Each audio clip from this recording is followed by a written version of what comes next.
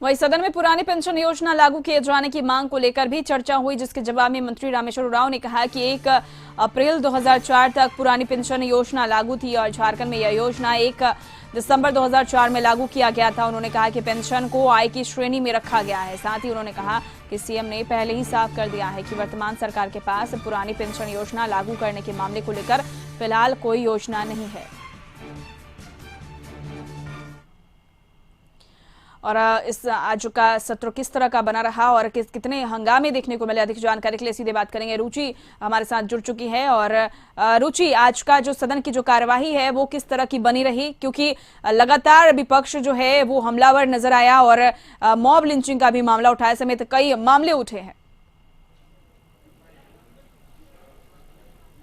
देखिए उर्वशी, सदन की शुरुआत में ही विपक्ष की तरफ से मॉब लिंचिंग का मामला उठाया गया, रुपेश पांडे की हत्या को लेकर के मामले उठाए गए और बेल में आकर के जो भाजपा के विधायक हैं उन्होंने हंगामा किया। उसके बाद कहें तो 10 मिनट तक उन लोगों के हंगामे के बाद शांतिपूर्ण सदन की शुरुआत हुई।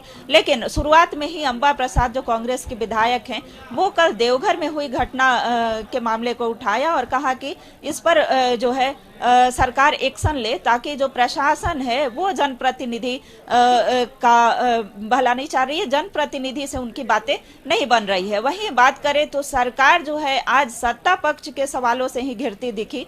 जो जेएमएम के विधायक हैं या कांग्रेस के विधायक हैं उन्होंने सरकार को सवाल पूछा। जो नगर निगम कार्य कर रही है, नगर निगम के 2200 ऐसे मकान है शहर में जो कि उसकी अनियमितता देखी गई है। नगर निगम पर किस तरह से नकेल कसा जाए, इस पर भी प्रदीप यादव ने सवाल उठाए। वहीं बात करें उर्वशी की भाजपा के विधायक जो अनंत ओझा हैं उन्होंने खास महल के बारे में मुद्दा उठाया, उसे फ्री होल्ड करने की मांग रखी। वहीं जो जेएमएम के विधायक हैं या फिर आजसू के लंबोदर महतो हैं उन्होंने कार्मिक विभाग की उन्नति प्रोन्नति जो रुकी हुई है उसके बारे में सवाल उठाए। तो यूं कहें कि सदन जो है वो काफी शांतिपूर्ण चला और सभी जो जनप्रतिनिधि हैं उन्होंने अपने अपने सवाल रखे। लेकिन वहीं जो कांग्रेस की विधायक दीपिका पांडे सिंह है उन्होंने यह सवाल उठाया कि कई ऐसे जनप्रतिनिधि हैं जो अपने सवाल सदन के पटल पर नहीं रख पाते हैं। तो जो विधायक सदन के पटल पर अपने प्रश्न नहीं उठा पाते, उन्हें समय नहीं मिलता है, उन्हें भी समय दिया जाए, नहीं तो फिर वो वैसे विधायक जो सदन के बाहर जाकर के बैठेंगे। जी बिल्कुल रुचि, कई सारे ऐसे मुद्दे थे जो सदन में उठे, लेकिन रुपेश पांडे हत्याकांड मामले को लेकर विपक्षी तेवर काफी तल्ख नजर आए और लगातार जब से सदन की कार्यवाही शुरू हुई है, आज हालांकि तीसरा दिन है, आज भी वो मुद्दा लगातार उठता रहा है। इसको लेकर कोई वाद विवाद हुआ?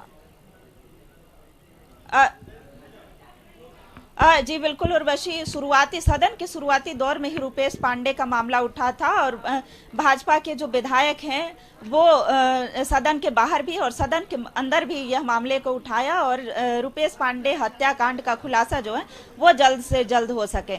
हमारे साथ जो Jharkhand state coordinator Manoj sir भी लगातार बने हुए थे, वो हैं हमारे साथ।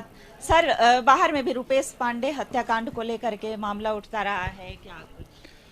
देखिए, उर्वशी मैं बताना चाहूँगा दर्शकों को कि लगातार रुपेश पांडे और सिमडेगा के जो संजू प्रधान की जो हत्या हुई थी उसको मुद्दा बनाने पे भाजपा लगी हुई है और लगातार उसको लेकर के प्रदर्शन कर रही है। आज भी जब सदन की शुरुआत हुई है, जैसे जैसे भाजपा के विधायक यहाँ आते गए, हाथों में तख्तियां लेकर के इस बात का विरोध जताया कि मॉब लिंचिंग के शिकार हुए हैं दोनों। सरकार ने कानून पास किया है, उस कानून के मुताबिक अगर देखा जाए तो इन दोनों घटनाओं जो है वो मॉब लिंचिंग से जुड़ी हुई है, लेकिन सरकार जो है इसको लेकर के अनदेखा कर रही है। जो भी नामजद अभियुक्त है, जो भी सीसीटीवी फुटेज में या जो भी जिन पे आरोप लगा है, उनकी गिरफ्तारी अभी तक सारे लोगों की नहीं हो पाई है, उसमें से कुछ ही लोगों की हुई है। तो बीजेपी विधायकों का यह लगातार आरोप है कि सरकार जो है इस मामले में दोहरा मापदंड अपना रही है, जातिगत धर्म के आधार पर जो है लोगों को बांट करके उसके आधार पर ये जो है मॉब लिंचिंग से जुड़े हुए जो कानून है वो उसका दोषारोपण कर रही है।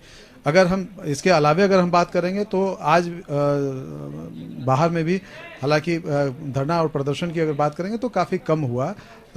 जो आजसू के जो विधायक है वो पिछड़ी जाति को आरक्षण की मांग को लेकर के वो अपने धरना पे बैठे हुए थे और उनका कहना था कि पहले आरक्षण जो है वो तय कर दिया जाए। वो सुप्रीम कोर्ट के एक जजमेंट का हवाला दे रहे थे कि पंचायत चुनाव के पहले जो है वो सर्वे होना चाहिए और उस सर्वे के आधार पे सीटों का जो है बंटवारा होना चाहिए कि भाई आखिर किस तरीके से जो यहाँ पे पंचायत चुनाव होगा तो उसमें उनकी भागीदारी किस तरीके से होगी। तो इन सारे चीज़ों को लेकर के आज विरोध प्रदर्शन रहा। लेकिन अगर हम कहें तो जिस तरीके से पिछले 2 सत्रों में जो धारदार या जिस तरीके से हंगामेदार देखने को मिला वो अभी तक देखने को नहीं मिला है। अभी अगर कहा जाए तो सदन भी सुचारू रूप से आज चल रहा है और आज आर्थिक सर्वेक्षण रिपोर्ट जो है वो जो है सरकार के तरफ से पेश किया गया है। ये अब इस पे कल चूंकि नए साल का बजट आएगा तो इस पे भी चर्चा होगी।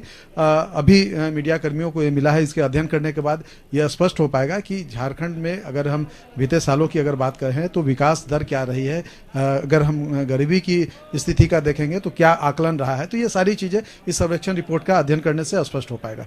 जी बिल्कुल रुचि, चलिए बहुत बहुत शुक्रिया तमाम जानकारियों के लिए। तो आज का जो बजट सत्र उसमें कई सारे स्थानीय मुद्दे उठे।